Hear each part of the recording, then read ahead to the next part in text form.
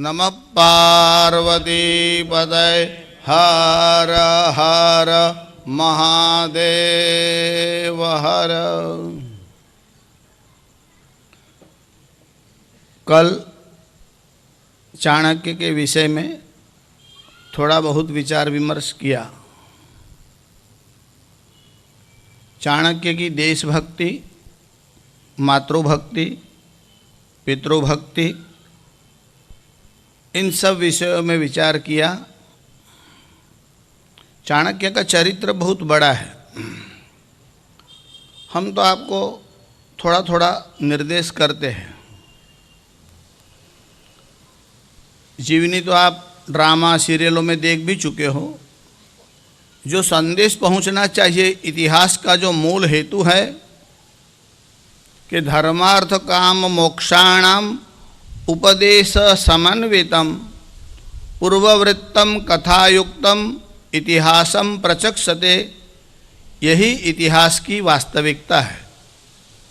केवल मृत लोगों का रिकॉर्ड रखना, उसका नाम इतिहास होता तब तो कब्रिस्तानों में जाओ और वीडियो उतार लो, हो गया इतिहास। या फिर कॉरपोरेशन की ऑफिस में जाओ, जन्म मरण का दाखला है, ले आओ सबका, ये साल में जन्म हुआ, ये साल में मरण हुआ।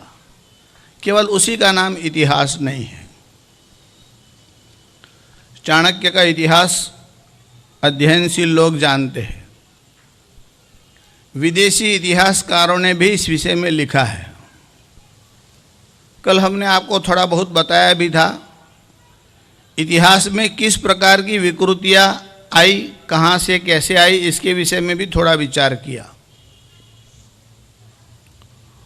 1909 में मैसूर के एक विद्वान थे, उनका नाम था श्याम शास्त्री। कौटिल्य का अर्थशास्त्र, इस शब्द से सब लोग परिचित थे, मगर अर्थशास्त्र का संकलन नहीं हुआ था। 1909 में उन्होंने अर्थशास्त्र का संकलन किया और उन्होंने एक प्राचीन प्रत को प्राप्त करके शुद्ध करके उसके छापा। उसके बाद एक विदेशी विद्वान विंसेंट स्मिथ 1914 में उन्होंने उसी बात का समर्थन किया कि कौटिल्य ने अर्थशास्त्र नाम के एक अद्भुत ग्रंथ की रचना की है। एक विदेशी विद्वान ने लिखा, यह ग्रंथ नहीं ग्रंथागार है। इतनी सामग्री इसमें दी हुई है जिसकी कोई सीमा नहीं है। और अधिक आश्चर्य की बात तो यह है, कुछ वर्षों पहले रशिया में यह ग्रंथ छापा गया और इसकी प्रत इतनी जल्दी फटाफट प्राप्त हो गई, वहाँ के लोगों को उसका दूसरा एडिशन निकालना पड़ा। उसके बाद भारत में भी भिन्न भिन्न प्रांतों की भिन्न भिन्न भाषाओं में, जैसे 1982 में गुजराती में उसकी एक प्रत जो है वो अवेलेबल हो गई। हम आपको यह बता रहे हैं कि रूस जैसे देश में भी इस अर्थशास्त्र की इतनी मांग बढ़ गई कि वहाँ दूसरा संस्करण निकालना पड़ा। 1923 में ऑटोस्टाइन नाम के एक विदेशी विद्वान ने मेगास्थनीज एंड कौटिल्य इस टाइटल से एक बुक का प्रकाशन किया। विदेशी इतिहासकार और विद्वानों को ऐसे तो हम कम ही पढ़ा करते हैं, कभी कभी उनकी वृत्ति जानने के लिए कभी थोड़ा बहुत देख लेते हैं। उसने लिखा है, कौटिल्य ऐतिहासिक पात्र नहीं है, यह काल्पनिक है। उसने लिखा, ठीक है, पर हमारे यहाँ के विद्वान भी उनका अनुसरण करने लगते हैं। उसके बाद 1927 में लाहौर से एक प्रकाशन हुआ। प्रकाशन करने वाला था डॉक्टर जॉली। स्वभाव से, नेचर से तो जॉली नहीं होगा, जाली जरूर था। नाम थोड़ा ही, स्पेलिंग में थोड़ा ही फर्क हो गया। नाम जॉली नहीं, जाली होना चाहिए था। उसने लिखा, यह जो अर्थशास्त्र है अप्रामाणिक ग्रंथ है। उसके बाद 1928 में दूसरा एक प्रकाशन हुआ, विंटरनिट्स। उसने भी इसी प्रकार की बातें लिखी है। यह बहुत अध्ययन करने योग्य नहीं है। कई विदेशी विद्वानों ने इस प्रकार की तरह तरह की बातें लिखी है। हमारे लोगों को हर वस्तु की भीख मांगने की आदत पड़ गई है। रोटी आपके पास न हो और मांग लो, ठीक है, क्या ज्ञान भी आपके पास नहीं है? हिंदुस्तान में किसी वस्तु की कमी है ही नहीं, मगर हमारे यहाँ के लोगों की वृत्ति भिखारियों जैसी हो गई है, भिक्षुकों जैसी वृत्ति हो गई है। सरलता एक वस्तु है, यह वृत्ति का दारिद्र्य है। वस्तुतः हिंदुस्तान में दरिद्रता न पहले थी, न आज है, न आगे हो सकती है। हिंदुस्तान एक समृद्ध देश है।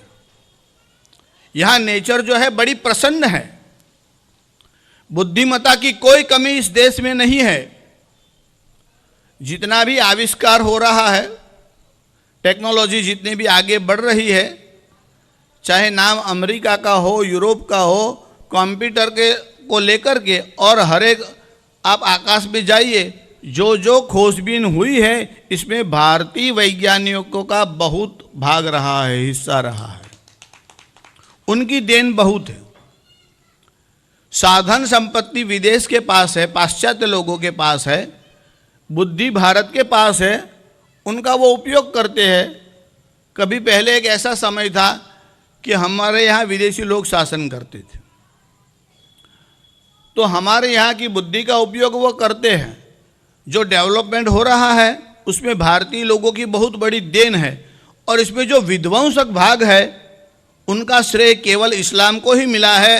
ये जितनी टेक्नोलॉजी डेवलप हुई उनका दुरुपयोग किया हो और दूसरे देशों में अशांति फैलाने का प्रयास किसी ने किया हो तो इस्लामिक संस्थाओं ने किया है। ये बहुत स्पष्ट है। आप वर्ल्ड की हिस्ट्री देख लीजिए, कहीं भी किसी देश में कोई झगड़ा हुआ हो, कोई विभाग हुआ हो, कोई टुकड़े हुए हो, जैसे रशिया में आप देखिए, कजाकिस्तान इत्यादि, ये करने वाले कौन है? यहाँ किसने किया? अमेरिका में टावर का क्या हुआ? आप लोग ये सब हिस्ट्री को जानते हो और आप हर रोज देखते हो, आज यहाँ ये हुआ, कल वहाँ वो हुआ। मैं अभी अखबार की तरह आपको समाचार बताने नहीं बैठा, हम आपको यही बता रहे हैं कि उनकी मनोवृत्तियाँ कैसी है। इसलिए हमारे यहाँ स्मृतिकारों ने लिखा, न नीचात यवन परह, इसी वस्तु को चाणक्य ने लिखा।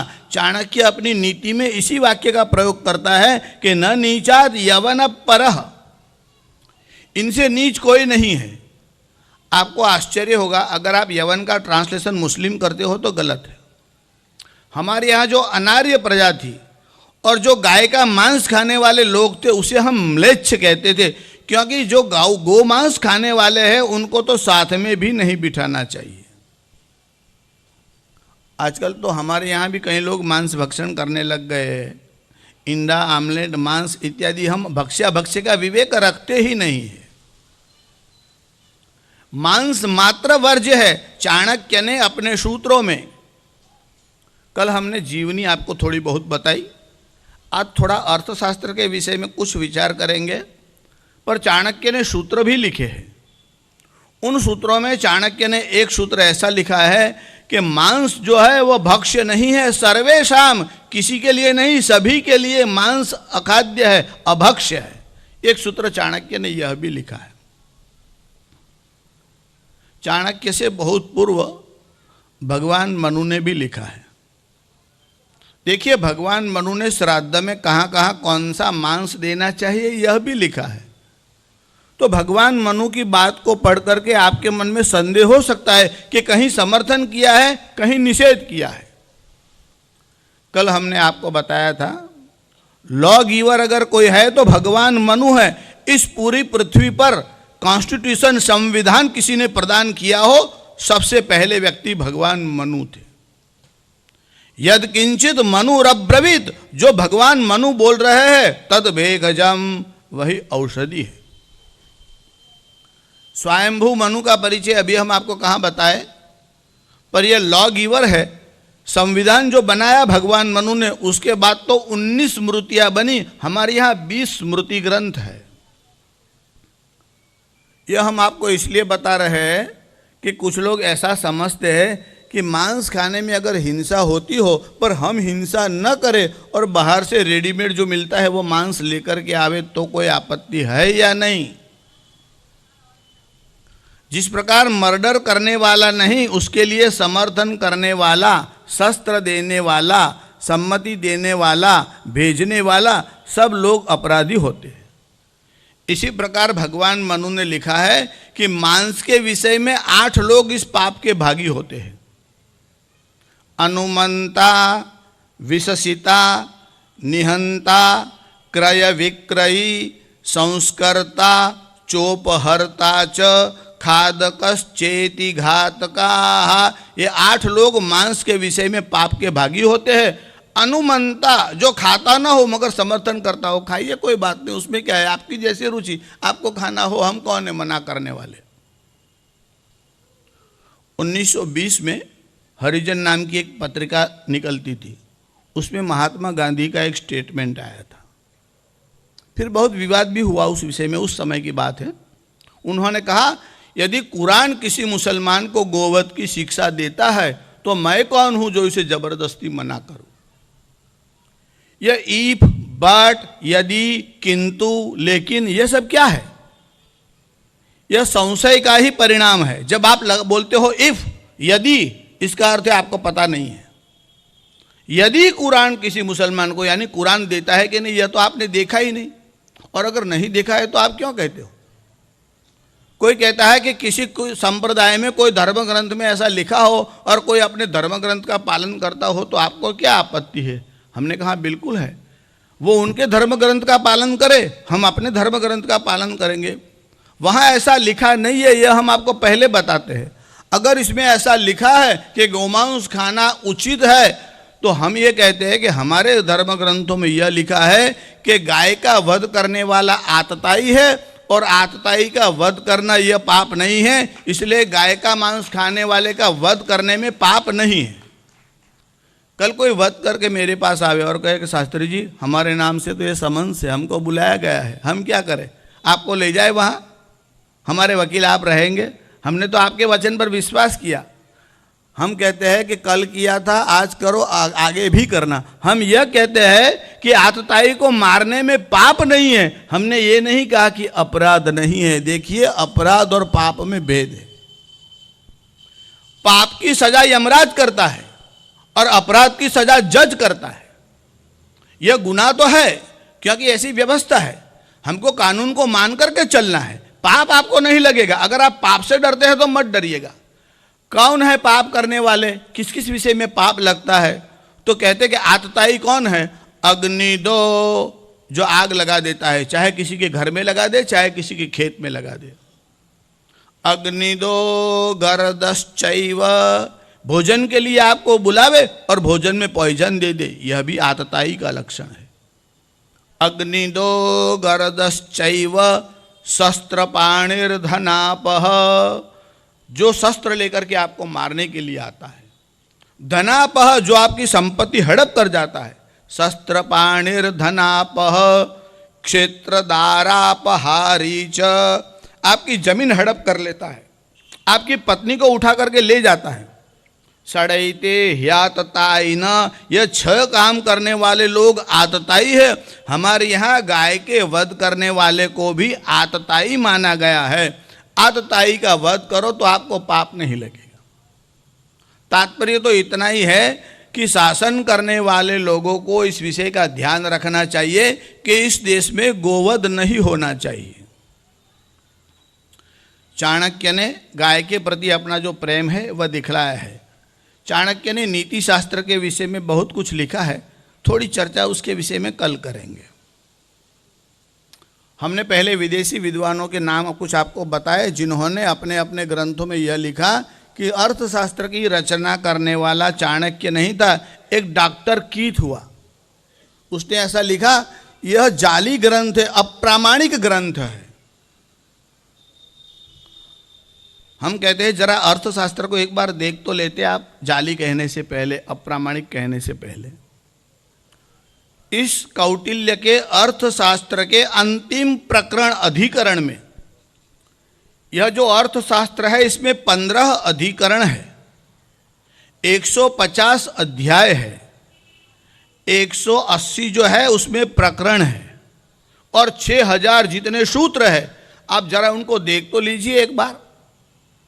और अंतिम प्रकरण के अंतिम श्लोक में स्वयं कौटिल्य लिखते हैं, ये न शस्त्रंच शास्त्रंच,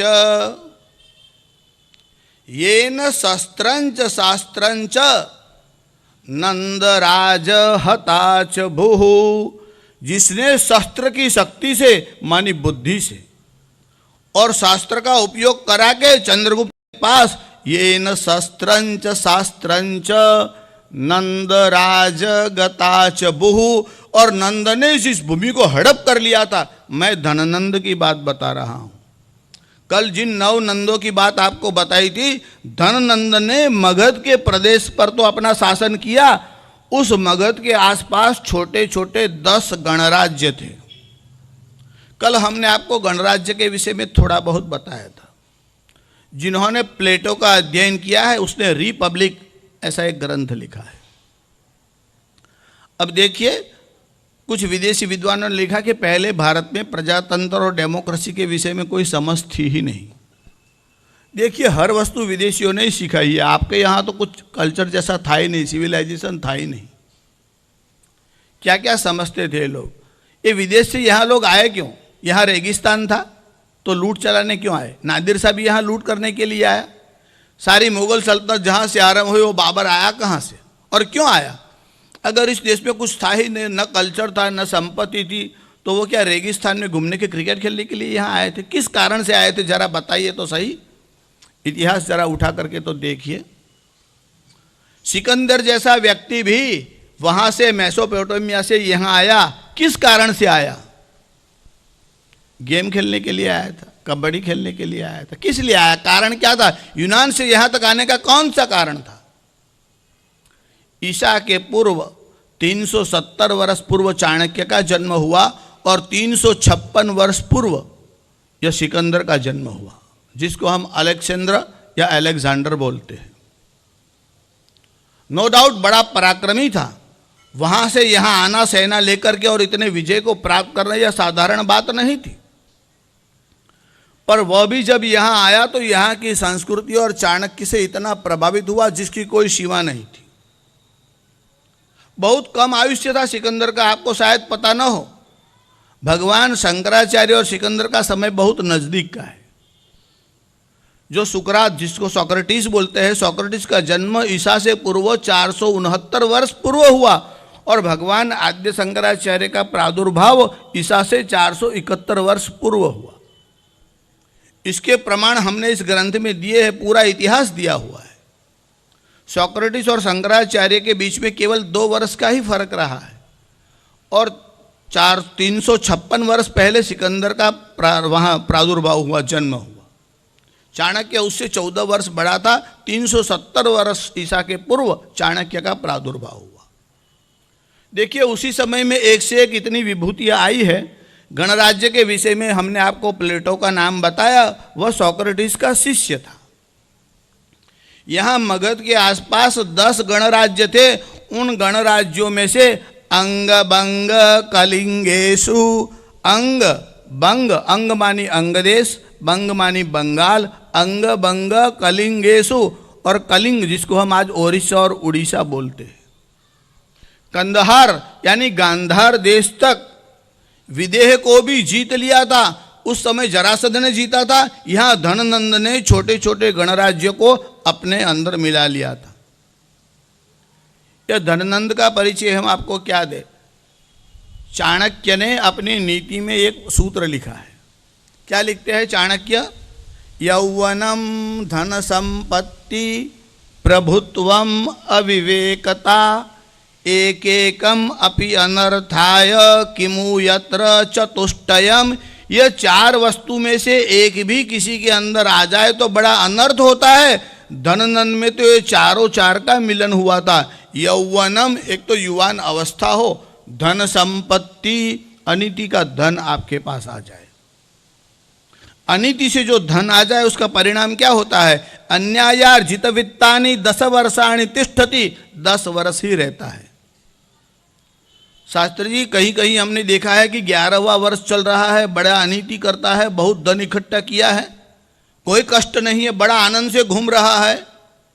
धर्मशास्त्रों में लिखा है प्राप्ते तु एकादशे वर्षे, अगर 11 वर्ष लग गया तो पूरा होते ही समूलंच विनश्यति, जो प्रामाणिकता से आया हुआ है उस धन को लेकर के भी वह जाएगा, उसका परिणाम तो आपको भोगना ही पड़ेगा।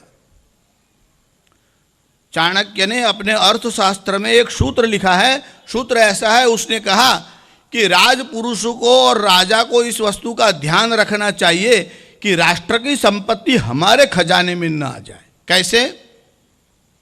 चाणक्य कहता है जिसका व्यवहार धन के साथ आता है वो कैसा भी व्यक्ति हो, पानी में रहने वाली मछली कब पानी निगल जाती है इसका पता नहीं चलता, इच्छा और अनिच्छा से भी उसके मुंह में पानी चला ही जाता है। वैसे धन का व्यवहार जिनके थ्रू होता है वह कैसा भी कर्मचारी हो, थोड़ा बहुत तो धन हड़प कर ही लेता है। जो धन हड़प होता है वह 2 प्रकार से होता है, एक चोरी से होता है, एक रिश्वतखोरी से होता है। देखिए, रिश्वत चोरी नहीं है, चोरी में 1 वे है। कोई चोरी करना चाहे, आपकी जेब में हाथ डालकर आपको पता न चले, और पता चले तो भी आप कुछ कर नहीं सकते। कोई चोरी करता है आपके मकान में, आपकी जेब में हाथ डाल के, तो चोरी करने वाला अपराधी है, आप अपराधी नहीं है।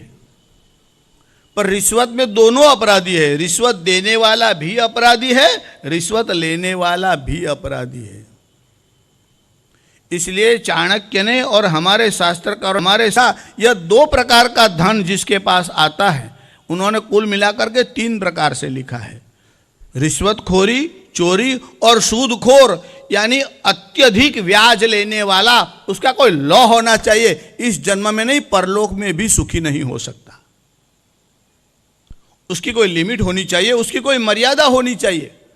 आजीविका के लिए आपके पास कोई रुपया लेने आया है और आप 9% वार्षिक से अधिक ब्याज लेते हैं, तो आप जन्म में रिजर्वेशन कराते हैं, याद रखिए। इसकी एक सीमा है, व्यापारी के पास कितना लेना चाहिए और आजीविका के लिए धन मांगने वाले के पास कितना ब्याज लेना चाहिए, उसका आपको ध्यान होना चाहिए। रिश्वतखोरी के विषय में चाणक्य ने स्वयं बहुत अच्छा काम किया। हमने कल आपको बताया था कि बुद्धिमान तो था ही, गुप्तचर संस्था चाणक्य की बहुत कुशल थी। वे गुप्तचर तो रखता था, स्वयं भी कभी कभी भेष बदल करके जाता था। एक बार तो चाणक्य स्वयं भेष बदल करके चंद्रगुप्त के दरबार में गया और ब्राह्मण के वेश में गया। ऐसे भी ब्राह्मण तो था ही, उसने ऐसी वेशभूषा बनाई कि अंदर जाते समय कोई जो चौकीदार था वह भी उसको पहचान नहीं सका कि इसको कहीं देखा है। कहा ब्राह्मण देवता हूँ, सम्राट ने बुलाया है, मुझ पर बड़े प्रसन्न है, उन्होंने बुलाया है, मैं मिलने के लिए जा रहा हूँ। जो द्वारपाल खड़ा था उसने कहा आप जा रहे हो, कुछ हेतु होगा आपका? अरे राजा बड़ा प्रसन्न हुआ है, ब्राह्मणों का भक्त है, चाहता है मेरा सत्कार करे। चौकीदार के मन में विचारा है राजा उदार है, आचार्य का मार्गदर्शन है, ब्राह्मण का भक्त तो होगा ही, निश्चित ये ब्राह्मण का कोई सत्कार तो होगा ही। कहा कि आप अंदर जाते हो, कुछ मेरा भी हिस्सा रखिए। चाणक्य ने कहा क्या चाहते हो, कितना चाहते हो? उसने कहा अधिक नहीं, 10% का हिस्सा मेरा रखिए। कहा ठीक है। दूसरी चौकी पर गया, दूसरे से मिला, तीसरे से, 5 लोगों से मिला और सबको कहकर के आया कि 10% हिस्सा तुम्हारा, 10% हिस्सा तुम्हारा। चंद्रगुप्त के सामने गया,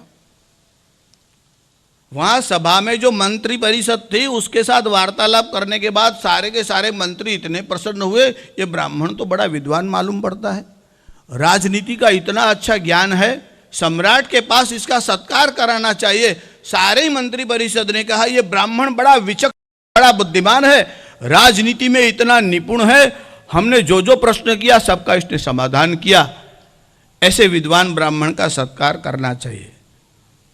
चंद्रगुप्त ने कहा ब्राह्मण देवता क्या चाहते हो? चाणक्य ने कहा देख सबके सामने कहा है, बाद में पलट मत जाना। कहा नहीं नहीं कहिए। चाणक्य ने कहा मैं चाहता हूं मुझे 100 हंटर कोड़े मारे जाए।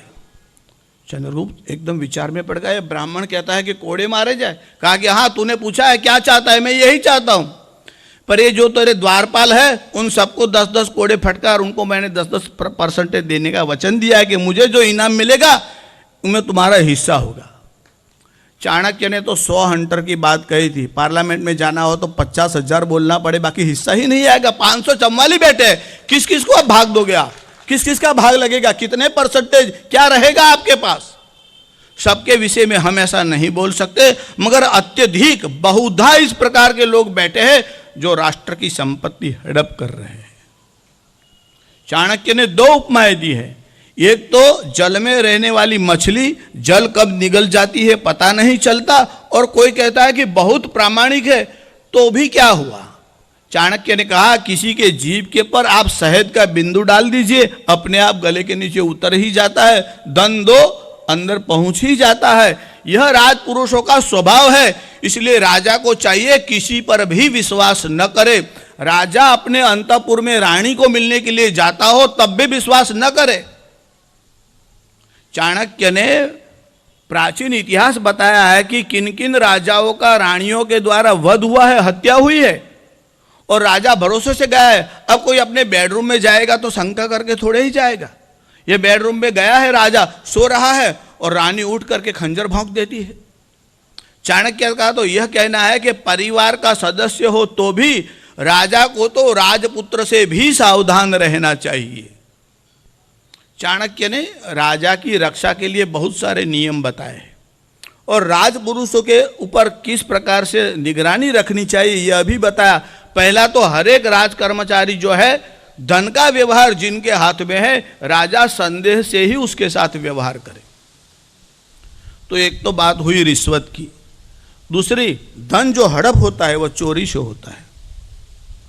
जितना राज्य समृद्ध होते हैं उतने चोर बहुत होते हैं, और शासक जो है वह गाफिल रहता है। और अगर मंत्री प्रामाणिक नहीं है तो अनर्थ तो होगा ही होगा। चाणक्य ने कहा अगर आपको शासन अच्छा करना है, राज्य अच्छे ढंग से चलाना है, तो सबसे पहले आपका मंत्री अमात्य मंडल जो है, जिसको चाणक्य ने प्रकृति लिखा है, यह हमारे यहाँ रामायण में भी आया है, महाभारत में आया है, महाभारत की विदुर नीति में भी आया है, पितामह भीष्म ने भी लिखा है। अरे यहाँ तक कि आपको पता हो न हो, कुंता माता को भी राजनीति का बहुत ज्ञान और अभ्यास था। महाभारत में यह चर्चा है, और ये जो प्रसिद्ध सूत्र आप महाभारत का सुनते हो शायद आपको पता हो न हो। राष्ट्र की या समाज की परिस्थिति जब बिगड़ जाती है तो इसमें उत्तरदायित्व किसका है, कौन जिम्मेवार है, इसकी चर्चा महाभारत में आई है। कालो वा कारणम राज्ञो राजा वा काल कारणम इति ते संशयो मा बुध राजा कालस्य कारणम। परिस्थिति के लिए राजा जवाबदार है या राजा के कारण ही परिस्थिति बिगड़ जाती है। इति ते संशयो मा बुध, इसमें संदेह करने की आवश्यकता नहीं है। राजा कालस्य कारणम, राजा ही काल का कारण है। अगर राजा ही हरामखोर होगा तो प्रजा भी चोर होगी। अब आप कहिए कोयले की बात बताऊं कि टेलीफोन की बात बताऊं, कौन से कौभांड आपको बताऊं। अगर शासन में बैठने वाले लोग ही इस प्रकार की चोरी करेंगे तो क्या होगा। चाणक्य ने कहा जिसका मंत्री कुशल न हो, अमात्य मंडल कुशल न हो, उस राष्ट्र की समृद्धि के लिए संदेह अवश्य ही है। अरे उस राष्ट्र का पतन होता है। यह 10 वस्तुओं में बड़ी सावधानी की अवस्था है। पतन के जो भय है कहाँ कहाँ रहते हैं। दौर्मंत्र्यान् नृपतिर्विनश्यति यति संगात सुतो लालनात्। दौर्मंत्र्यान् नृपति, जिसका मंत्री सलाहकार अच्छा नहीं है वह राजा तो नष्ट हो ही जाएगा। इसलिए मंत्री बुद्धिमान होना चाहिए, नीतिमान होना चाहिए। दौर्मंत्र्यान् नृपति, मंत्री अच्छा न हो तो राज्य नष्ट हो जाता है, यानी अच्छा मंत्री न होगा तो राज नष्ट होगा। दूसरा सूत्र लिखते हैं दौर्मंत्र्यान् नृपतिर्विनश्यति यति संगात। और सन्यासी है तो संग नहीं करना चाहिए, न स्त्रियों का न तो भक्तों का। इतने सारे भक्त भी न हो कि वह किसी के घर पे ही ठहरता रहे। सन्यासी के लिए एक मर्यादा है। सन्यासी को गृहस्थी के यहाँ जाना नहीं चाहिए, अगर जाए तो भी अधिक ठहरना नहीं चाहिए। શાસ્ત્રીજી મહારાજનો અમારા પર બહુ પ્રેમ આવે એટલે ચતુર્માસમાં એક મહિનો અમારે ઘેર જ રોકાય તો તું પણ મૂર્ખ છે અને પેલો શાસ્ત્રની મર્યાદાનું ઉલ્લંઘન કરે છે। यह उचित नहीं है। सन्यासी का इतना संग ठीक नहीं है। देखिए हम सन्यास के विरोध में नहीं है। कलयुग में सन्यास के लिए निषेध किया गया, उसका कारण यह है कि कलयुग के जो जीव है उनमें वैराग्य होगा नहीं, और आप संप्रदाय बढ़ाने के लिए दीक्षा दिए जा रहे हो, परिणाम क्या होगा? आप देखते हो कभी कभी अखबारों में समाचार आते हैं, कभी कभी टीवी पर समाचार आते हैं, इतनी भयानक घटनाएं हो रही है। देखिए हमारे यहाँ स्मृति ग्रंथों में इसलिए इतने सख्त शब्दों में लिखा गया है कि आप कहते हो ना कि यह शूद्र है, चांडाल है, उनको स्पर्श करने पर स्नान करना चाहिए, पर इससे भी अधिक कहा कि सन्यासी से किसी को संतान हो जाए, इसको पत्थर मार करके हत्या कर देनी चाहिए। इतना कठोर वचन क्यों लिखा गया? इसलिए कि स्त्रियां सन्यासी से दूर रहे। भयस्थान को तो पहले से ही रोकना पड़ता है। अगर आपको स्पीड ब्रेकर बनाना हो तो रेलवे के जो पटरिया है उसके ऊपर बनाओगे नहीं, बहुत दूर बनाना पड़ता है। सावधानी तो बहुत पहले से ही रखनी पड़ती है। यह इसलिए सावधानी बताई गई है कि सन्यासी जो है वह संग दोष से बिगड़ जाता है, राज्य मंत्री के दोष से बिगड़ जाता है, और सन्यासी संग दोष से बिगड़ जाता है। यह तो पुराणों और शास्त्रों से सार लेकर के चाणक्य ने गद्य में लिखा, और यह पद्य जो हम आपको बता रहे हैं वह तो भर्तृहरि के नीति शतक में है। दौर्मंत्र्यान्नृपतिर्विनश्यति यति संगात सुतो लालनाथ। बच्चे कैसे बिगड़ जाते हैं, नष्ट होते हैं। लालनाथ, बहुत लाड़ प्यार करते हो। देखिए लाड़ प्यार करिए, बच्चे को आप बादाम पिस्ता खिलाइए। पढ़ी के लिए पैसा मांग रहा है, पान खाने के लिए तो नहीं देना चाहिए। कम से कम विवाह हो जाने दो, 22 वर्ष का हो जाने से पहले पान पढ़ी के लिए आप बच्चे को छूट मत दे दीजिए। शास्त्रों में लिखा है कि दान करना, चाणक्य ने भी अपने सूत्र में लिखा है कि दान तो परम धर्म है, पर 3 वस्तु का जो दान करते हैं वो नरक में जाते हैं। 3 वस्तु का दान नहीं होना चाहिए, शास्त्रों में निषेध है। यतीनाम कांचनन दत्वा, सन्यासी को सोने का दान करने वाला। आजकल तो सन्यासियों को भी लोग सुवर्ण से तोलते हैं। फलाने महाराज की सुवर्ण तुला है, तू तो नरक में जाएगा, पूरे परिवार को ले जाएगा और खुद स्वामी भी जाएंगे। यतीनाम कांचनन दत्वा, सन्यासी को सुवर्ण का दान करने वाला। तांबूलम ब्रह्मचारिणाम, ब्रह्मचारी को पान खिलाने वाला, क्योंकि पान में बहुत गुण है। तांबूलम त्रयोदश गुणाः, पान में 13 गुण है, एक ही दोष है, कामाग्नि संदीपनम, सेक्स को बढ़ाने वाला है, काम को बढ़ाने वाला है। इसलिए ब्रह्मचारी को तांबूल नहीं खाना चाहिए। गृहस्थी को भी कैसा खाना चाहिए, इन सब विषयों को बताता रहूँगा। तो अर्थशास्त्र की चर्चा कब करेंगे? हम आपको यही बता रहे हैं कि मंत्री अच्छा होना चाहिए, मंत्री अच्छा न हो तो राज्य नष्ट हो जाता है, संग करने से सन्यासी बिगड़ जाता है, लाड़ प्यार से बच्चे बिगड़ जाता है।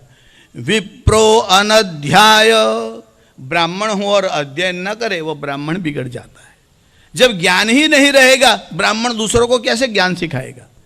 खुद ही अध्ययन नहीं कर रहा। इसलिए ब्राह्मणस्य तप ज्ञानम, ब्राह्मण का तप कौन सा है? ज्ञान की उपासना करना, वेदों का स्वाध्याय करना, यही ब्राह्मण का तप है। आप ये मत समझो आपने बहुत अध्ययन कर लिया, अब आपको अध्ययन करने की जरूरत नहीं है। यावत जीवन, जब तक जीवित रहो अध्ययन करते रहो और वेदों का स्वाध्याय करते रहो। अब मैंने बहुत जान लिया ऐसा नहीं है। संतोष कहाँ करना चाहिए? संतोष जो है उत्तम धन है। योग शास्त्र में ऐसा एक सूत्र आया है, संतोषाद अनुत्तम सुख लाभ। जब कभी योग की व्याख्या करेंगे तब हम आपको समझाएंगे। अभी तो हम आपको नीति की बात बता रहे हैं कि संतोष त्रिषु कर्तव्य, 3 वस्तु में हमेशा संतोष रखना चाहिए। स्वदारे, अपनी पत्नी में, भोजने, भोजन में, स्वदारे भोजने धने, और धन में, इन 3 वस्तु में संतोष रखो। और त्रिषु चैव न कर्तव्य, 3 वस्तु में कभी संतोष नहीं करना चाहिए। दाने, दान करने में। अब मैंने बहुत दान कर दिया है ऐसा मत समझिए। तपसी, मैं बहुत तपस्वी हो गया, भूखे मरने का नाम तप नहीं है। यह तो व्याख्या बाद में बदल गई है, अभी इसकी चर्चा में नहीं जाते। दाने, तपसी, पाठने और अध्ययन में। अब मैंने बहुत पढ़ लिया, बहुत जान लिया है ऐसा मत समझिए, जितना भी जानो कम है। तो ब्राह्मण अध्ययन नहीं करता तो नष्ट हो जाता है। त्यागात प्रमादात धनम, त्याग करने से और प्रमाद से धन नष्ट हो जाता है। त्याग मानी दान करने की बात नहीं है, कुपात्र दानाच्च भवेद दरिद्रो, अगर आप कुपात्र को दान करते हैं तो आप दरिद्र होगे और रोगी होगे। पुनर्दरिद्रो पुनरेव रोगी, दूसरे जन्म में भी दरिद्र हो जाओगे और रोगी हो जाओगे। इसलिए दान करना हो तो सुपात्र को दान देना चाहिए। सुपात्र दानाच्च भवेद धनाढ्यो पुनर्धनाढ्यो पुनरेव योगी, अगर सुपात्र व्यक्ति को आप दान करते हो तो आप धनी भी होते हो, योगी भी बनते हो। आपके धन का सत्कार्य में उपयोग होता है। धन का दान करना चाहिए, मगर कैसे करना चाहिए, इसलिए वेदों में आज्ञा है। श्रिया देयम धिया देयम, धन का दान करो मगर बुद्धिपूर्वक करो। बस कुछ लोग तो ऐसे ही बुद्धि को रख देते हैं सेफ डिपॉजिट वॉल्ट में, कहीं खर्च ना हो जाए। देखिए दुनिया में जितने प्रकार के धन है सब में भय रहता है। एक ही धन ऐसा है जो खर्च करने से बढ़ता रहता है, उस धन का नाम है विद्या। यह तो प्रदान करने से बढ़ती है। आपके पास करोड़ों रुपया हो, 1 रुपया भी दोगे तो इसमें से कम तो हो ही जाएगा। अगर राजा का मंत्री ढंग वाला न होगा तो राज्य नष्ट हो जाएगा। चाणक्य ने कहा अमात्य मंडल, प्रकृति में 7 वस्तुओं का ध्यान रखा जाता है। स्वामी मानी राजा, अमात्य मानी उसके जो प्रधान है, कहाँ और किस प्रकार से सिलेक्ट करना चाहिए इसका ज्ञान आवश्यक है। तो कहते हैं स्वामी, आमात्य, जनपद, स्टेटों के लिए क्या नियम बनाने चाहिए जिसको जनपद यानी प्रदेश कहते हैं। दुर्ग यानी रक्षा के लिए जो किला बनाया जाता है वह। कोष मानी खजाना, राज्य की जो आमदनी होती है उसे कहते हैं कोष। दंड, किसको दंड देना चाहिए। यहाँ तो आतंकवादी को फांसी देनी चाहिए कि नहीं इसकी चर्चा होती है। देशभक्त हो तो गोली चला दो, विचार करने की जरूरत नहीं है। सामूहिक हत्या देशभक्तों की करवा दो, राम मंदिर में जाने वाले सैकड़ों लोगों की हत्या कर दो, चलेगा। मगर आतंकवादी यह नहीं मरना चाहिए, तब इनकी मानवता एकदम उभर करके ऊपर आ जाती है। कहाँ हिंसा करनी चाहिए, किसको दंड देना चाहिए, दंड नीति का भी आपको ज्ञान नहीं है। कम से कम राजा को इतना पता तो होना चाहिए कि दंड के योग्य कौन है, दंड के अयोग्य कौन है। चाणक्य ने दंड नीति के विषय में बड़ा विस्तार से बताया है। हम मंत्री की योग्यता के विषय में आपको एक लौकिक बात बताते हैं। पहले नगरों में छोटे छोटे राजा रहा करते थे। किसी गांव में कोई एक राजा था। उस नगर में ऐसा हुआ कि बारिश जो है बहुत नहीं हुई, इसलिए फसल जो है बराबर ढंग से नहीं हुई। एक किसान था, खेडूत, बड़ा गरीब था, और उसका एक बैल मर गया। अब 2 बैल के बिना तो खेती होती नहीं। आजकल तो ट्रैक्टर का उपयोग होता है, उस समय तो बैल से काम चल जाता था। अब एक बैल मर गया, बारिश ढंग से हुई नहीं है। अब किसान के पास इतने रुपये नहीं कि बैल ला सके। इसका एक स्नेही था, उससे कहा कि मेरा बैल मर गया, मैं क्या करूं। उसने कहा क्या है, भगवान को बोल दे, तेरी सब व्यवस्था हो जाएगी। आस्तिक था व्यक्ति, उसने कहा भगवान को बोल दे। उसने कहा कैसे बोलूं, कहा कि एक चिट्ठी लिख दे भगवान को। तो उस किसान ने भगवान को चिट्ठी लिख दी। परम पूज्य भगवान, किसान का प्रणाम, मेरा एक बैल मर गया है, आप जानते हो 600 रुपया चाहिए। उस समय में तो ज़्यादा कीमत थी नहीं, मुझे 600 रुपया की आवश्यकता है, आप इस पते पर भेज दीजिएगा। इस प्रकार से पत्र लिखा। फिर अपने मित्र से पूछा कि पत्र तो मैंने लिख दिया, मेरा एड्रेस लिख दिया, पर अब भगवान का एड्रेस कौन सा लिखूं।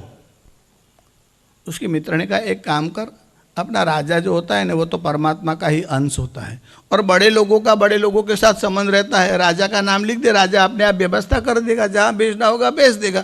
तो उसने राजा का नाम लिख दिया। राजा के पास पत्र पहुँच गया, राजा ने पढ़ा। राजा के मन में विचारा, किसान है, एकदम भोला मालूम पड़ता है बेचारा, अपने हृदय की बात है उसने लिख दी है। इसके मन में विचारा है मेरे राज्य में ऐसी स्थिति है तो इसकी सहायता करनी चाहिए। मंत्री को बुलाया और कहा कि देख ये पत्र आया है, इसका एड्रेस है, 600 रुपया का एक मनी ऑर्डर जो है किसी व्यक्ति के साथ भेज दे और इस किसान को इतने रुपये दे। मंत्री ने पत्र पढ़ा और राजा से कहने लगा अगर एक को भेजा कल दूसरा पत्र आएगा, फिर तीसरा आएगा, इस प्रकार से आप देते रहोगे, राज्य नष्ट हो जाएगा। ऐसे थोड़े ही होता है शासन। तो कहा कैसे होता है, अरे ऐसे ध्यान नहीं देना, इसको तो फेंक दो। कहा अरे बेचारा भोला है, दुखी है, तो थोड़ा बहुत दे दो आप, कितना दो, आधा पैसा दो, पूरा पैसा देने की जरूरत नहीं है। 300 रुपया जो है राजा ने भेज दिए। किसान के पास आया 300 रुपया, सेवक लेकर के आया। किसान ने दूसरा पत्र लिखा, भगवान को मालूम होवे कि मुझे 600 रुपया की आवश्यकता थी और मैंने लिखा था, पर आपने 300 भेजा है, आपने राजा के द्वारा भेजा, ये राजा चोर है, 300 रुपया उसने काट लिया। अब राजा के हाथ में पत्र गया, उस मंत्री को बोला, यहाँ देख तेरे कारण मैं चोर बन गया, तेरी बात मैं नहीं मानता, इस किसान का काम हो जाता, बेचारा सुखी हो जाता, तेरी सलाह मानने के कारण मैं चोर हो गया, और चोर ही मंत्री हो तो क्या हो आप कहिए। यहाँ तो क्या स्थिति हो रही है, सलाह देने वाले कौन है, सलाह पाने वाले कौन है, कार्य करने वाले कौन है, एक ढूंढो 1000 मिलते हैं, ऐसी स्थिति है। रिश्वतखोरी के विषय में, चोरी के विषय में न केवल चाणक्य सूत्र लिखने वाला है, जरा आप चाणक्य का जीवन देखिए। एक बार राज्य में इतनी ठंड पड़ी, इतनी ठंड गिरी, चाणक्य ने कहा, सम्राट गरीब लोग कुछ दुखी हो रहे हैं, लोगों के पास इतने साधन नहीं है, सबको कंबल देना चाहिए। राजा ने कहा ठीक है, राज्य संस्था में उसका खर्च हम करेंगे, सबके लिए व्यवस्था करो। कंबलों के ढेर लग गए, चाणक्य के घर में पहुंच गए, वहां कंबल रखे हुए थे। रात्रि को एक चोर चाणक्य के घर में घुस गए। चाणक्य सोया हुआ था, उसको ठंड लग रही थी, दोनों हाथ झानुओं के बीच में डाल दिए और ऐसे कांपता हुआ पड़ा था। कंबलों के ढेर पड़े हैं और वह कांप रहा है। चोर विचार करने लगा कि इसके यहां मैं चोरी करूं, यह ब्राह्मण इतना ठंडी से शरीर को सिकोड़ दिया है, एक कंबल यहां पड़ा है लेकर के ओढ़ता नहीं है। इसके मन में दया आई, विचार किया कि यह कंबल इस ब्राह्मण को उड़ा दूं, और कंबल लेने के लिए गया और चाणक्य जाग गया। कौन हो तुम? चोर ने कहा मैं चोर हूं। देखिए चोर भी उस वक्त सत्य बोलते थे। अब हम आपको किस किस की घटना बताएं। चोर ने कहा मैं चोरी करने आया हूं, और ये सारे के सारे कहते हैं हमको तो बदनाम किया जा रहा है, हमने तो एक पैसा नहीं लिया, एक पैसा नहीं लिया, उनको बदनाम किया जा रहा है। ये चोर कहता है मैं चोरी करने आया हूं। चाणक्य ने कहा क्या चाहता है? कहा मैं तो कुछ हिस्सा से आया था, कुछ मिल जाए, पर मेरे मन में यह विचार आया इतनी ठंड गिर रही है, इतने कंबल पड़े हैं, आप यहां से लेकर के ओढ़ते क्यों नहीं है? चाणक्य ने कहा यह राष्ट्र की संपत्ति है, मेरा नहीं है, अगर मेरा होता तो मैं ओढ़ लेता। और जिस देश के गरीब लोग बिना कंबल के सोते हैं, मुझे पता तो चले ये कैसे सोते हैं। यह तो है मंत्री, और किसी राज्य का नहीं, जिले का नहीं, यह मौर्य साम्राज्य तो चक्रवर्ती सम्राट था, ईरान से लेकर मैसूर तक जिसका साम्राज्य है, इतने बड़े साम्राज्य का मंत्री बिना कंबल के सो रहा है। आप विचार कीजिए, और आप चाणक्य के नारे लगाते हैं। क्या सीखा आपने चाणक्य से? एक सूत्र भी नहीं। और जिन लोगों ने व्याख्याएं की है, कुछ लोगों की बात तो हम अभी नहीं कर रहे, उन्होंने तो चाणक्य को उपदेश देना चाहा है। चाणक्य को जो पता नहीं है, ऐसे ऐसे अर्थ वो निकाल रहे हैं। रिश्वतखोरी के विषय में, चोरी के विषय में, शासन कैसा करना चाहिए इस विषय में, यह महामंत्री का घर महल कैसा होगा। आजकल तो वीडियो उतारते हैं, चाणक्य के घर की वीडियो मेरे पास है, अगर आप देखना चाहो तो मैं आपको बता सकता हूं। यह वीडियो उतारने वाला कौन है? विशाख दत्त है, जिसने इस ऐतिहासिक सत्य को अपने शब्दों में बताया कि चाणक्य का, अरे चंद्रगुप्त का एक कंचुकी एक बार चाणक्य के घर में गया, चंद्रगुप्त ने ही भेजा था। यह अभी पहली ही बार जा रहा था, इसको पता नहीं कि अमात्य का घर कैसा है, यह तो महामात्य है। जब वो चाणक्य के घर में गया, पहले तो पता ही नहीं चला कि यह घर उसका होगा। अब घर में प्रवेश कर रहा है तो इसने पहले चारों तरफ दृष्टि डाली। क्या देखा इसने? कंडे पड़े हुए हैं। कंडे आप समझते हो, गायना जे छाणा હોય ને, हवन માટે જે રાખવામાં આવે છે। घर में एक कोने में कंडे पड़े हुए हैं और एक छोटा सा पत्थर है, उसका एक टुकड़ा पड़ा है। किस लिए रखा है? उपल कहते हैं पत्थर को, जैसे हम कहते हैं ना उपल वृष्टि, जब बर्फ के हैवी वो करा पड़ने लगते हैं तो उसको उपल वृष्टि कहते हैं। सकल कहते हैं टुकड़े को, यानी पत्थर का एक टुकड़ा। उपल सकल में तद, भेदकम गोमयानाम, यह जो गोबर के कंडे पड़े हुए हैं उसको तोड़ने के लिए एक पत्थर का टुकड़ा पड़ा है। क्यों तोड़ने के लिए? इसलिए कि आधे कंडे की जरूरत हो तो पूरा नहीं डालना चाहिए, फ्यूल का दुरुपयोग नहीं होना चाहिए। हवन भी करना हो तो बिना कारण धुआं उठाते जाओ, जैसे धूम्रवर्धन परिवार है ना, आजकल बहुत जगह वो हवन ही करवाते हैं, पीला कपड़ा पहनकर यही काम किया करते हैं। धुआं उठे उसका नाम हवन नहीं है। हर कोई आदमी हवन करवाने लग जाए ऐसा नहीं होता। अभी हवन की व्याख्या आपको नहीं बताता, पर चाणक्य यज्ञ कर्म में विश्वास रखता था। उसके घर में वेदी बनी हुई थी, गाय के कंडे रखे हुए थे और गोबर के उस कंडे के पास पत्थर का एक टुकड़ा पड़ा हुआ था। उपल सकल में तत् भेदकम गोमयानाम बटुभिरुपहृतानाम बर्हिषाम स्तोम एषः, और ब्रह्मचारी बच्चे जो है वो दर्भ काट करके लाए थे और दर्भ का एक गुच्छा वहां पड़ा हुआ था। देखिए, दर्भ को संस्कृत में कुश कहते हैं। कभी कभी आप किसी व्यक्ति कोई एक्सपर्ट हो तो बोलते हैं ये तो बड़ा कुशल है। यह कुशल शब्द कैसे आया? कुश से आया है। क्यों कुश से आया है? अगर आप सावधान न हो, कुश तोड़ने के लिए जाओ और मुट्ठी में पकड़ करके खींचने लगो तो आपका हाथ कट जाएगा, क्योंकि कुश बहुत तीक्ष्ण होता है। इसलिए कुश तो लावे मगर हाथ नहीं कटे, ऐसी सावधानी से जो कुश लाता है उसको कहते हैं कुशल। ब्रह्मचारी बालक वहाँ जो है वो कुश लेकर के आए, कुश का एक गुच्छ वहाँ पड़ा हुआ है। चाणक्य के घर के प्रवेश में एक गाय को देखा, गाय के कंडे को देखा, हवन की वेदी को देखा, और उसने चाणक्य के घर का जो कमरा बना हुआ था उसकी छत की ओर देखा। शरणमपि समिद्भिः, यह जो कक्ष ओरडा बनाया गया था उसके ऊपर समिधाएं रखी हुई थी। समिधा क्या होती है? यज्ञ में जो आप डालते हो ना, अर्क पलास खदीर आपा मार्गोथ पिप्पल, 9 ग्रहों की 9 भिन्न भिन्न समिध होती है।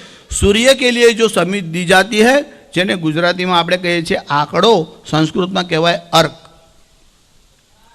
उसके घर के छत के ऊपर वह घास फूस की बनी हुई थी और उसके ऊपर सुखाने के लिए समिध डाली गई थी। समिधाओं के कारण वह जो घास की छत है वह थोड़ी झुकी हुई थी।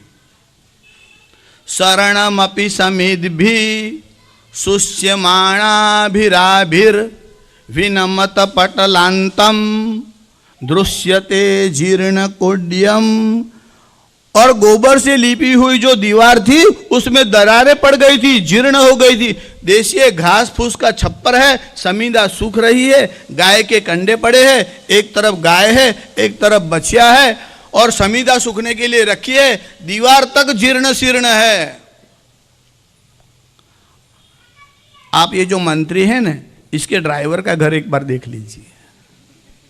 चाणक्य की बात हम आपको नहीं बता रहे। एक तो कृपण लोग होते हैं, कंजूस होते हैं, जो इस प्रकार के कपड़े पहनते हैं दरिद्र के जैसे। धन की रक्षा ऐसे नहीं होती। इतना दरिद्र स्वभाव रखने की आवश्यकता नहीं है। स्वच्छता तो होनी ही चाहिए, आपकी वेशभूषा स्वच्छ होनी चाहिए, फटी हुई न हो, फट जाए तो भी इसको जोड़ लेना चाहिए।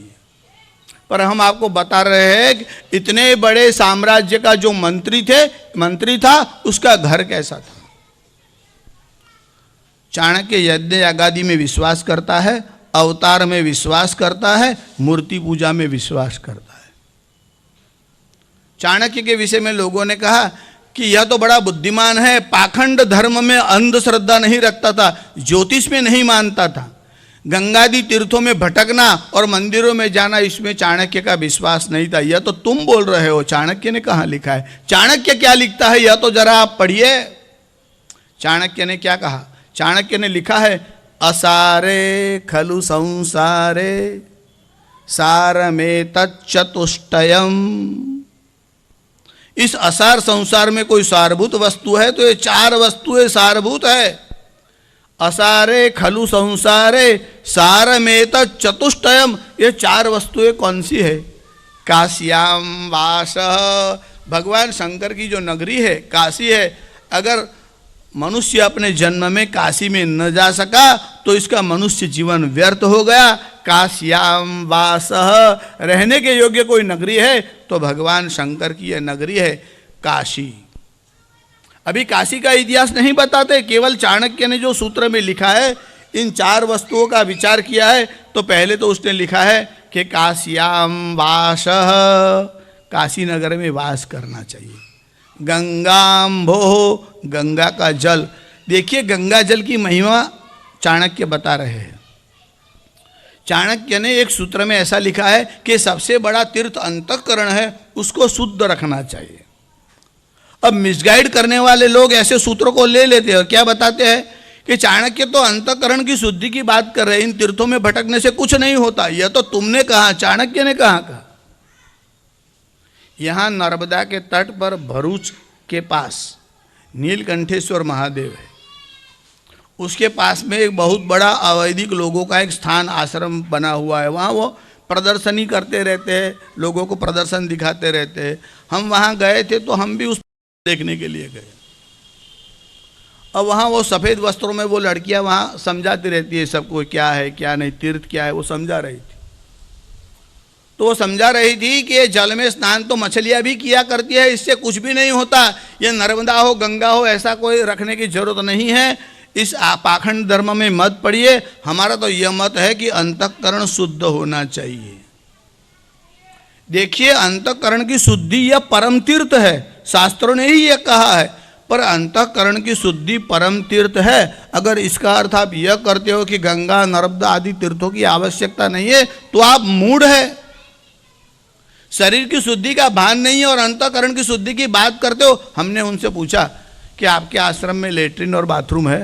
तो कहा है। मैंने कहा उसमें जल रखते हो कि मन से ही धो लेते हो, स्नान कर लेते हो? कहा नहीं, पानी तो रखना ही पड़ता है। मैंने कहा बस मन से कर लो, क्यों जल रखते हो? अरे शरीर की शुद्धि का भान नहीं और मन और अंतःकरण की शुद्धि की बातें करते हो। शरीर का ठिकाना नहीं, चारित्र का ठिकाना नहीं, और आत्मा और परमात्मा की बात करने लग गए हो। कौन सा अध्यात्म सिखाते हो? कॉमन सेंस तो है नहीं, पवित्र है नहीं, चारित्र है नहीं, सत्य नहीं है, अहिंसा नहीं है, न्याय नहीं है, प्रामाणिकता नहीं है। और पार्लियामेंट में बैठने वाले लोग बोलते हैं कि राजकारण में धर्म की आवश्यकता क्या है? इन 2 पैर वाले पशुओं से पूछिए कि धर्म का अर्थ भी तुम्हें आता है क्या? कुछ न कुछ बोलने लग जाते हो। मुखमस्तीति वक्तव्य, मुंह है तो बोलो, जिह्वाया छेदनम नास्ति, झूठ बोलने से जीभ कट नहीं जाती। फिर झूठ बोलने में आपत्ति क्या है? लवरी કરવામાં જાયશું, જેને લવરી કરતા આવડે તે બધા પંડિત અને બુદ્ધિમાન કલિયુગમાં કહેવાશે। તુલસીદાસજીએ તો લખ્યું કે જાકે નખ અરુ બાલ વિશાલા, સોई प्रसिद्ध तापस कलिकाला। कलयुग में योग की आवश्यकता नहीं है, बस बाल बढ़ा दो, नाखून बढ़ा दो, सिद्ध योगी है। इनके पास तो बहुत सारी शक्तियाँ आती है। कैसी शक्तियाँ आती है? लाल चटनी खानी चाहिए कि हरी चटनी खानी चाहिए, ये सारी शक्तियाँ हैं उनके पास पहुँच जाती है। अकल तो है नहीं, बुद्धि नहीं आई, और शक्ति कहाँ से आ गई? सबसे बड़ी शक्ति तो बुद्धि की शक्ति होती है। मनसस्तु परा बुद्धि, कॉमन सेंस तक नहीं है। और कौन सी शक्तियों की आप बात करते हो?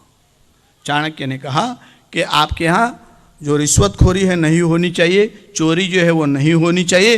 राजा की कौन कौन सी क्वालिटी होनी चाहिए? प्रज्ञा मानी बुद्धि के 8 गुण राजाओं में होने चाहिए। चाणक्य ने अर्थशास्त्र के वह जो 6ठा अधिकरण है उसके पहले अध्याय के 4थे सूत्र में यह बात लिखी है। देखिए, चाणक्य गद्य में लिखते हैं और वाल्मीकि उसी बात को पद्य में लिखते हैं। और यह पद्य वाल्मीकि ने कहाँ दिया है? सीता और हनुमान जी के संवाद में। उसी सूत्र को चाणक्य ने लिखा है। क्या लिखते हैं? सीता जी हनुमान से कहती है कि हनुमान, तुम्हारा सामर्थ्य कैसा है? बुद्धिया ह्यष्टांगयो युक्तम। हे हनुमान जी, आप बुद्धि के 8 अंगों से संपन्न है। पर ये 8 अंग कौन से हैं? चाणक्य को पढ़िए, उसने सारे के सारे सूत्र लिखे।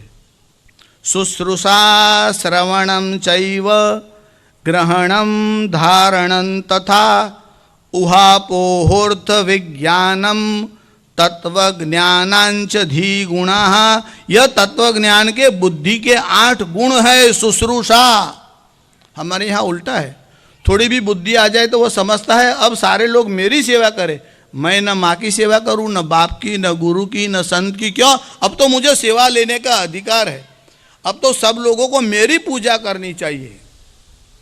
थोड़ा भी धन, थोड़ी अकल, अकल कौन सी? लोगों के पास रुपये कैसे हड़प करना, इसी को लोग आजकल बुद्धि समझते हैं। इसका नाम बुद्धि नहीं है, यह तो चातुर्य है। अरे वेश्या भी धन कमा लेती है। पर धन पर मन हरण को वेश्या बड़ी चतुर, तुलसी सोही चतुरता राम भक्ति सो लीन। अगर तुम में बुद्धि होती तो तुम्हारा अंतःकरण राम के चरणों में लगता। तुम्हारा चित्त कहाँ भटक रहा है? धन कैसे कमाया जाए, छल कैसे किया जाए, कैसे लाभ उठाया जाए, इस व्यक्ति को जो आपत्ति में संकट में पड़ा हुआ है उसको डरा करके उसके पास से रुपये कैसे निकाल लूं, इसी को लोग बुद्धि समझते हैं। इसका नाम बुद्धि नहीं है। शुश्रूषा श्रवणं चैव, अगर बुद्धि है तो धर्मशास्त्रों का किसी अच्छे विद्वान से श्रवण कीजिए। श्रवण भी कैसे करना चाहिए? श्रवण करने के बाद मनन करना चाहिए। याज्ञवल्क्य ने बृहदारण्यक उपनिषद में विस्तार से बताया है, अभी उपनिषदों की कथा में नहीं जा रहा। राजा को बुद्धि के 8 अंगों से संपन्न होना चाहिए। वे 8 अंग कौन से हैं? शुश्रूषा श्रवणं चैव ग्रहणं धारणं तथा उहापोहोर्थ विज्ञानम। तर्क वितर्क का ज्ञान होना चाहिए और विज्ञान का ज्ञान होना चाहिए। तत्व ज्ञानांच धी गुणा, ये सब बुद्धि के गुण हैं। किसकी किसकी आप उपासना करते हैं? अर्थशास्त्र के विषय में इन सब विषयों के ऊपर प्रकाश डालने के बाद चाणक्य ने टैक्स के विषय में भी लिखा है। राजा को कर कितना लेना चाहिए, किससे लेना चाहिए, किसके पास टैक्स नहीं लेना चाहिए, और व्यवहार के जो विषय बताए हैं उसमें विवाह कैसा होना चाहिए, किसके साथ करना चाहिए। आप लोग चाणक्य के विषय में ड्रामा देखते हो, सीरियल देखते हो। कुछ लोगों ने कहा कि चाणक्य वर्णाश्रम धर्म में मानता है। प्रथम अधिकरण में राजा को वर्ण और आश्रम के धर्म की स्थापना करनी चाहिए, यह लिखा है। और उसी चाणक्य ने चंद्रगुप्त का विवाह, वह जो सिकंदर का सेनापति सेल्यूकस था, उस यवन कन्या के साथ करवाया। शास्त्री जी आप कहिए, वर्णाश्रम धर्म में ऐसी सम्मति है कि नहीं? पहले तो आपको धर्म क्या है, युग धर्म क्या है, आपद धर्म क्या है, इन सब वस्तुओं का ज्ञान होना चाहिए। एक तो होता है धर्म कि पर स्त्री को स्पर्श न करिए। आजकल जो शेक हैंड की प्रथा है, कोई भी मिलता है, स्त्री हो पुरुष, शेक हैंड करते हैं। आप जय श्री कृष्ण कीजिए, हाथ जोड़िए, आपकी सम्मान के योग्य है तो। अगर और भी सम्मान के योग्य है तो आप चरण स्पर्श न करके झुक करके प्रणाम कीजिए। स्त्री हो तो पुरुष का चरण स्पर्श न करे। क्यों? पतिरे को गुरु स्त्री नाम, यह भी चाणक्य ने ही बताया है कि स्त्री के लिए उसका पति ही गुरु है। आजकल तो ऐसे ऐसे संप्रदाय चल रहे हैं, महाराज की सेवा करने के लिए जाते हैं और पति के चरण दबाने के लिए कभी नहीं बैठती स्त्रियां। क्यों? तब वो गुलाम बन जाती है। अरे स्त्री और पुरुष में इस प्रकार का भेद क्यों होना चाहिए?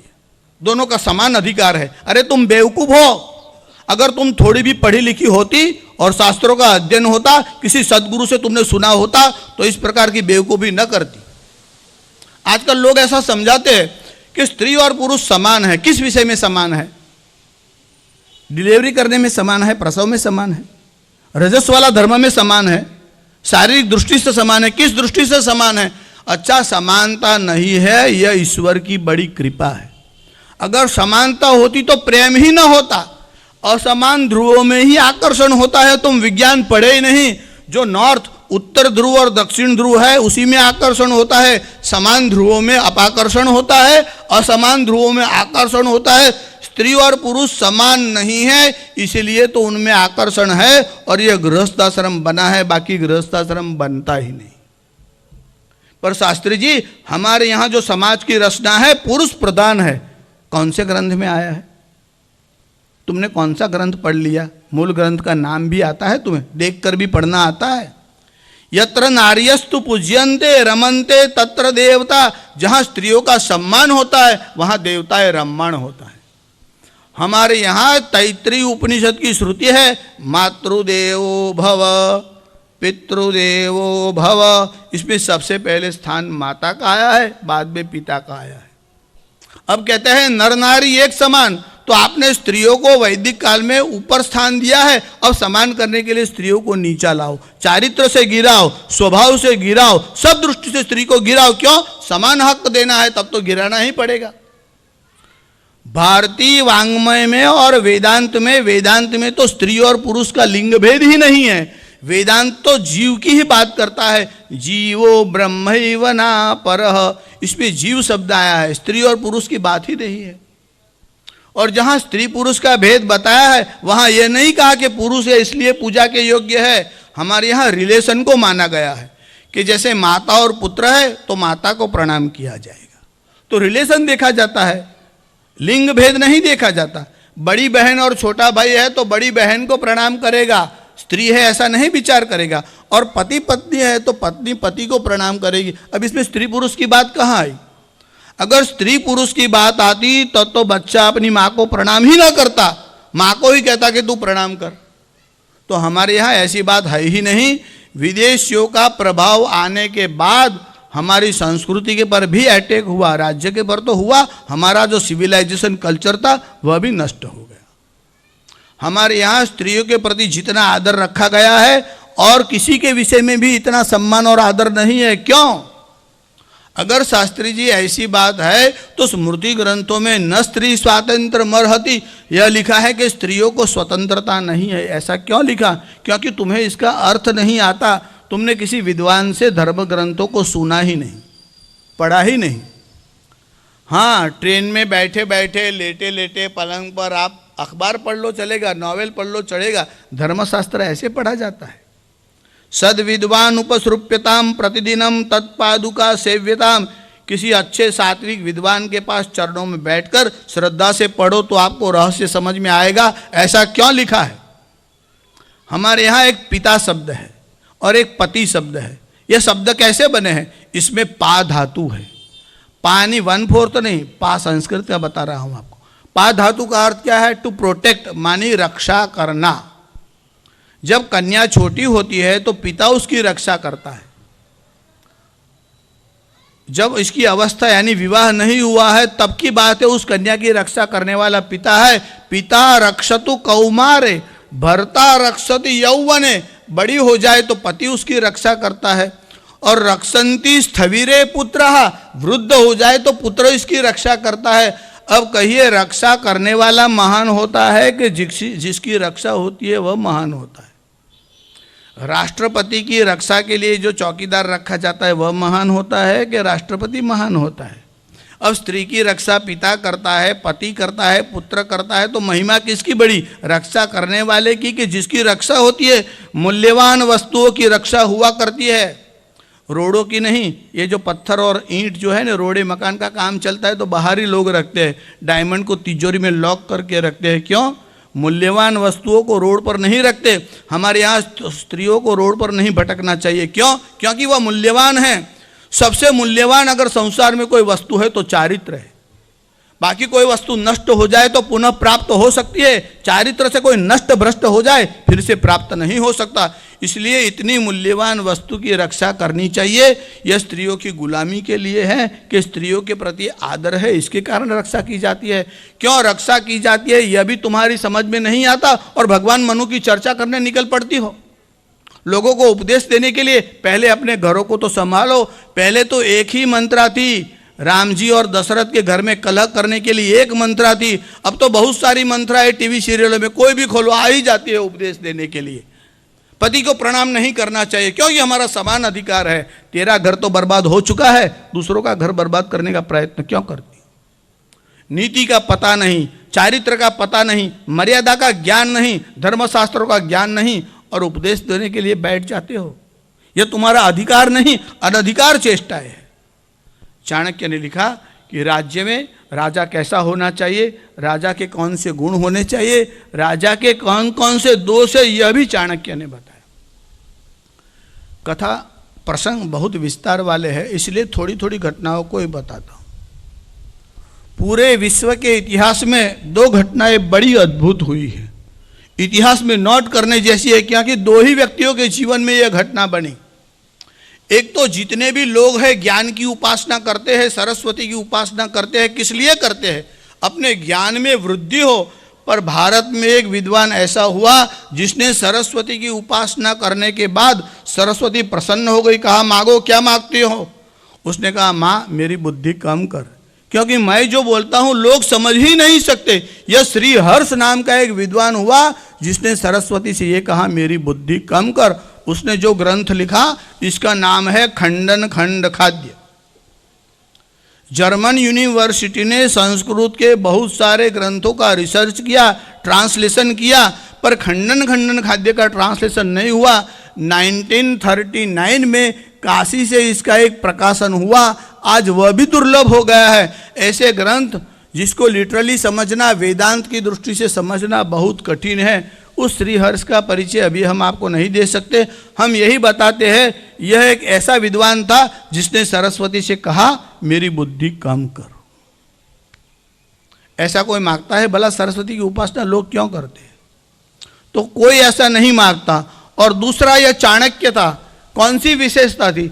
आप शत्रु के सामने जूझ सकते हो, लड़ सकते हो। क्या मरने के बाद आप लड़ सकते हो? यह पूरी पृथ्वी पर एक ही व्यक्ति हुआ जिसने मरने के बाद शत्रुओं को मार दिया बिना शस्त्र से। उस समय में चाणक्य के इतने सारे शत्रु हो गए थे, मगर चाणक्य के सामने भीड़ कौन सकता था? किसी का सामर्थ्य नहीं था जो चाणक्य के साथ लड़ सके, क्योंकि चंद्रगुप्त ही एक इतना सामर्थ्यवान था और बुद्धि से अमात्य राक्षस जैसा व्यक्ति भी जिसको हरा नहीं सका। वह राजकार्य से निवृत्त होने के बाद नगर से थोड़ा दूर जाकर के एक कुटीर बना करके रहने लगा।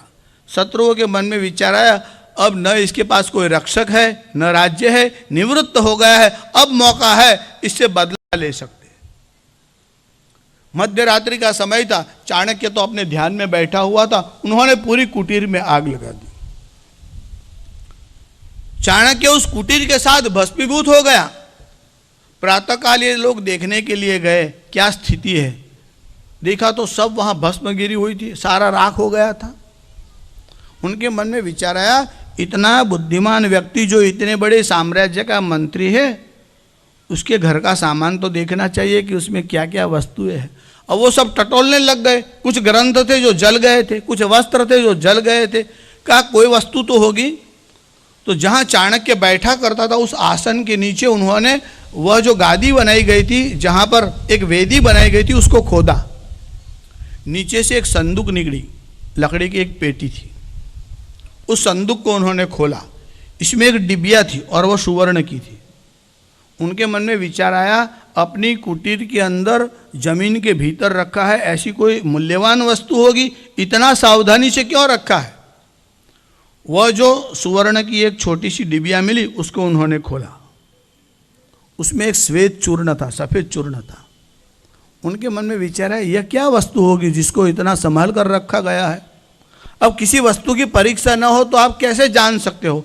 चख करके, देख करके, लेबोरेटरी में जा करके, सूंघ करके, या तो निरीक्षण ऑब्जर्वेशन करके। देखने से पता नहीं चला। अनजानी वस्तु को तो खा नहीं सकते, इसलिए खाया भी नहीं।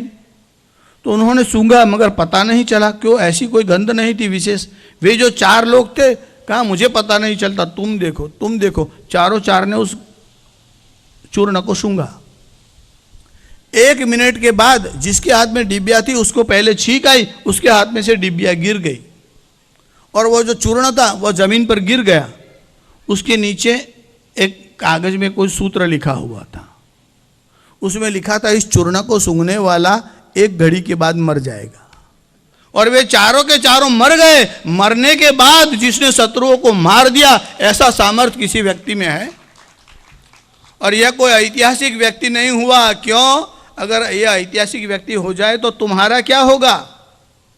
कौन पूछेगा तुम्हें? कौन पढ़ेगा तुम्हारे ग्रंथों को? तुमने भी तो लिखा है अर्थशास्त्र ऑफ कौटिल्य, ये डॉक्टर जावली ने भी लिखा है और कहा यह जाली ग्रंथ है, अप्रामाणिक ग्रंथ है।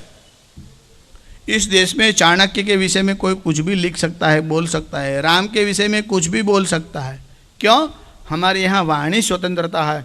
इसका अर्थ यह तो नहीं कि आप किसी भी महापुरुषों के विषय में, अवतार के विषय में कुछ भी बोलते रहिए।